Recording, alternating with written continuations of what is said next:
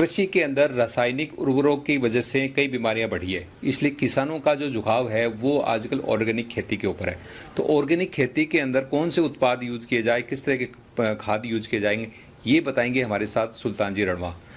सुल्तान जी, organic जो खेती है उसके अंदर किस तरह के खाद या जो पोषक तत्व हैं वो ऐसे क्या मार्केट के अंदर उपलब्ध है, किस तरह के उत्पाद उपलब्ध हैं, उनके बारे में बताइए।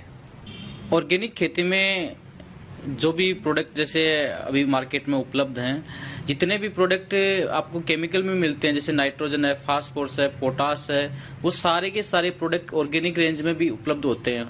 तो जितने भी किसान भाई हैं जो भी हैं, तो आपको सबसे पहले जो प्रोडक्ट जैसे नाइट्रोजन आपको चाहिए, यूरिया आप परचेज करते हैं, तो वो ऑर्गेनिक फॉर्म में भी आती है, फास्फेट भी आती है, ट्राइकोडर्मा भी आती है। तो वो सारे उन प्रोडक्ट को हमें तवज्जो देना चाहिए, न कि रासायनिक को। रासायनिक का बहुत ज़्यादा हमें हमारी धरती पे, हमारे स्वास्थ्य पे, हर तरीके से हमें नुकसान होता है। और सबसे ज़्यादा तो आपका जो बजट है वो बजट ज़्यादा खर्च होता है रासायनिक खेती में। एक भ्रांति है, जिस टाइप की लोगों को बताते हैं भाई जैविक में ज़्यादा खर्चा है, उत्पादन कम है, तो ऐसा कुछ भी नहीं है। उसमें लागत भी कम है और पैदावार बहुत ज़्यादा होती है। जितने भी रिकॉर्ड बने हैं वो सारे रिकॉर्ड दोस्तों जैविक जो खेती है उसके उत्पादों के बने, चाहे गेहूं हो, चाहे गोभी हो, चाहे जो भी फसल जिनके रिकॉर्ड आप देखेंगे वो सारे के सारे किसान जैविक खेती करते हैं और अच्छा खासा उत्पादन ले रहे हैं। जहाँ एक हमारा गेहूं 1700-1800 में बिकता है, मैंने ऐसे किसान देखें 4,500-5 हज़ार रुपये क्विंटल के गेहूँ बेच रहे हैं जैविक खेती करके, और लोग लाइन लगा के खरीद रहे हैं। ऑनलाइन पहले पैसे जमा करवाते हैं, फिर वो प्रोडक्ट लेते हैं। तो हम सबको जैविक खेती की ओर आना चाहिए, वरना। सुल्तान जी, जैविक खेती के अंदर किसान क्या करें, मतलब सिर्फ गोबर का खाद इस्तेमाल करें या बाजार में और भी इस तरह के उत्पाद हैं, वो उन उत्पादों के बारे में बताइए। सिर्फ गोबर के खाद से भी काम नहीं चलेगा, क्योंकि हमारा ताज़ा गोबर होता है, जैसे वो उस गोबर को हम खेती में डालते हैं तो दूसरे साल तीसरे साल रिजल्ट दिखाता है। तो ऑर्गेनिक, जैसे मैं पिछले 8-10 साल से इस फील्ड से जुड़ा हुआ हूँ, तो मैं ऑर्गेनिक खेती की आप शुरुआत करते हैं, उसमें सबसे पहले जो प्रोडक्ट है जिसकी मैं बात करता हूँ, जैसे ये प्रोडक्ट मैं आपको, ये जी प्रोम है और ये 10 किलो का जो पैकेट है, इसमें क्या हो, बेसिक जितने हमारी धरती में अभी क्या हो रहा है कि हम 2-3 प्रोडक्ट पे ही ध्यान देते हैं। नाइट्रोजन डाल दिया, सबसे ज़्यादा तो यूरिया, हम अंधाधुंध यूरिया डालते हैं, तो पौधा बढ़ता तो बहुत तेजी से है, लेकिन उसके अंदर पोषक तत्व, ताकत वो खत्म हो जाती है। लेकिन ये जो बाल्टी आती है इसमें 8-9 टाइप के पोषक तत्व है, तो वो सारे आप डालेंगे तो एक फसल जो होगी वो मजबूत होगी और स्वास्थ्य के लिए बहुत फायदेमंद होगी। तो ये शुरुआत सबसे पहले इससे ही करनी चाहिए। आप शुरुआत करते हैं, चाहे 2 बीघा में करें, 3 बीघा में करें, 4 बीघा में करें, आप डालें, आप गारंटी के साथ कहते हैं रिजल्ट बिल्कुल भी कम नहीं होगा। पिछले मैं 8-10 साल से इस सिस्टम में देख रहा हूँ, कहीं कोई किसी का रिजल्ट नहीं, बहुत शानदार सबका रिजल्ट है। सुल्तान जी, ये जो 10 किलो की जो बाल्टी है, तो ये कितने मतलब क्षेत्रफल के अंदर काफ़ी सफिशिएंट है?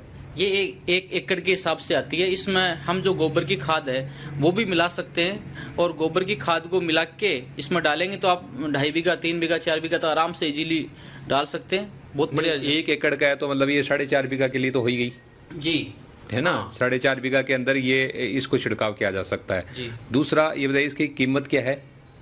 कीमत जैसे मार्केट में आप देखेंगे तो हर प्रोडक्ट की कीमत 50% से भी ज़्यादा महंगी दिखाते हैं, लेकिन इसमें हमारा चेंज होता है। जैसे MRP तो हमारी 780 रुपये आती है, लेकिन किसानों के लिए स्पेशल ऑफर है। ये प्रोडक्ट हमारे मार्केट में नहीं मिलता है, हम स्पेशल किसानों के लिए स्पेशल छूट दे के रखते हैं कि किसानों को ये कभी 500, कभी 450, कभी 550 सीजन के हिसाब से हमारे लगातार ऑफर आते रहते हैं। तो एक फिक्स रेट में नहीं बोल सकता कि आज के दिन की ये रेट है। जैसे आज के दिन की रेट 412 रुपये है। अच्छा। लेकिन ये ऑफर चेंज होता रहता कंपनी। तो ये जैसे मान लीजिए ये 400 रुपये का जो खाद है और ये 1 एकड़ के अंदर लग जाता है, तो इससे फसल को क्या क्या फायदा है? फसल में एक तो आपको जितना आपको एक्स्ट्रा जैसे यूरिया डालते हैं और टाइप का आप जहर डालते हैं, उसको डालने की आपको बिल्कुल भी जरूरत नहीं पड़ेगी। ना आपको DAP की जरूरत पड़ती है, ना यूरिया की जरूरत पड़ती है, और इसको भी आप गोबर में मिला के डालें। हर साल ये आपको कम डालना पड़ेगा। जैसे एक बार आप डाल रहे हैं, आपने अंधाधुंध यूरिया इस्तेमाल कर रखा, तो आपको पहले साल डाल रहे हैं, उसके बाद में आपको 4 बीघा, 5 बीघा, और जैसे आप गोबर में मिला के डालेंगे तो इसका बहुत शानदार रिजल्ट है, और खर्चा हर बार कम ही आएगा, बढ़ेगा नहीं।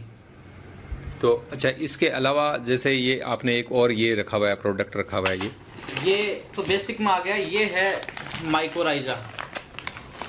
हाँ माइकोराइजा प्रोडक्ट है और वैम, ये एक बायो फर्टिलाइजर है, यानी एक तरह का खाद है। ये जो ज़्यादातर अभी फसलें आ रही है उसमें जड़ों की प्रॉब्लम होती है, पौधे हो चाहे फसल हो, जड़ों की बहुत ज़्यादा प्रॉब्लम होती है, क्योंकि हमें जहर ऊपर से डालते हैं तो बढ़ता तो ऊपर बहुत तेज़ी से है, लेकिन उसकी जड़ कमज़ोर होती है। उसको ये मजबूत करता है जड़ों के लिए।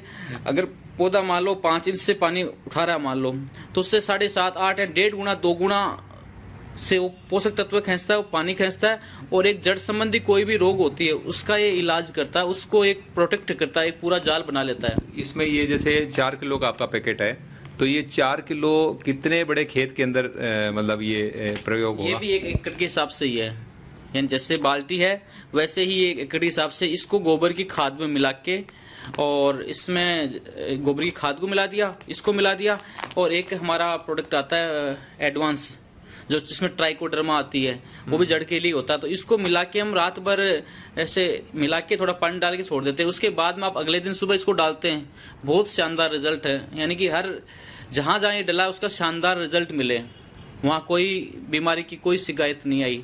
अगर आप पहले डाल, ज़्यादातर हम क्या करते हैं प्रोडक्ट, जैसे कोई रोग आ गया, जैसे मूंगफली में जड़ गलन का रोग आ गया, जड़ काली हो रही है, तो हम क्या करते हैं जब आने के बाद में हम वो केमिकल इस्तेमाल करते हैं तो वो रुकता नहीं, जितना खराब होना उतना तो हो ही जाता है। आप ऑर्गेनिक करते हैं तो आप पहले से प्रोटेक्ट करें कि भाई ये रोग तो हर साल आता ही आता है, तो उससे पहले हम इसको ट्राइकोडर्मा है, जो ये चीज़ें वैम है, इसको मिला के हम पहले प्रोटेक्ट करेंगे, तो किसी टाइप का रोग आपको खेती को टच नहीं करेगा। तो ये मतलब आपने कहा कि अभी जैसे मान लीजिए मूंगफली की खेती है, मूंगफली के अंदर मैंने देखा है मेरे अपने खेत के अंदर ही काली जड़ होकर के कई मूंगफलियां खराब हुई है, तो ये किस समय देना चाहिए? मूंगफली की बिजाई के टाइम ही दे देना चाहिए या क्या मतलब टाइमिंग बताइए?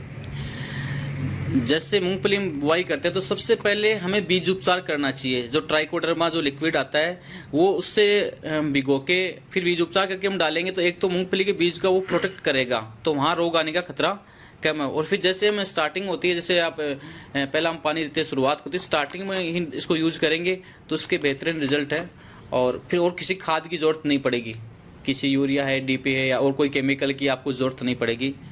तो इससे आपका आराम 2-3 प्रोडक्ट से आराम से खेती हो सकती है। बाद दुनिया भर के नाम आते हैं, दुनिया भर की चीज़ें आती हैं, लेकिन ऑर्गेनिक में ज़्यादा चीज़ें की जरूरत नहीं होती, तो ये बेसिक इसमें सब चीज़ें आ जाती हैं। तो ये थे सुल्तान जी रणवा, जिन्होंने ऑर्गेनिक किसानों के लिए ये 2 उत्पादों के बारे में बताया है कि इनका इस्तेमाल करने के बाद में ज़्यादा और कुछ केमिकल्स की आपको कोई ज़रूरत नहीं है, आप ऑर्गेनिक खेती इनके साथ कीजिए। तो जुड़े रहे हमारे साथ, हम फिर ऑर्गेनिक किसी उत्पाद की जानकारी लेकर हाजिर होंगे। धन्यवाद।